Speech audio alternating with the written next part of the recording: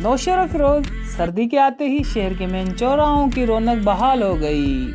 नौशेरा फिरोज उमरानी चौक पर ये मशहूर गर्मा गर्म छोले लोगों को दिलों को गुरमा रहे हैं। जायके में भी खूब लाजवाब हैं और कम आमदनी वाले लोग इसको इस्तेमाल आसानी से करते हैं और अपने घर ले जाते हैं।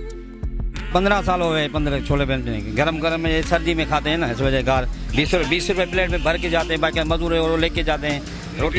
ये कहाँ से लोग आते हैं? तकरीबन नवाब शाह जाते हैं, वो सकड़ में जाते हैं रोज ये, और इनाज कुरैशी ऐसे छो है वो लेके जाते हैं, ठट्टे में लेके जाते हैं।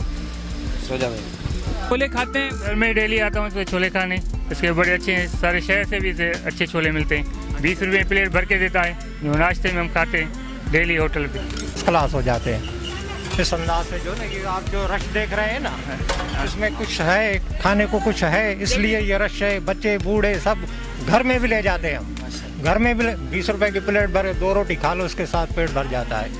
सेहत के लिए भी सही है। बिस्मिल्लाहिर्रहमानिर्रहीम। अस्सलाम वालेकुम साईं।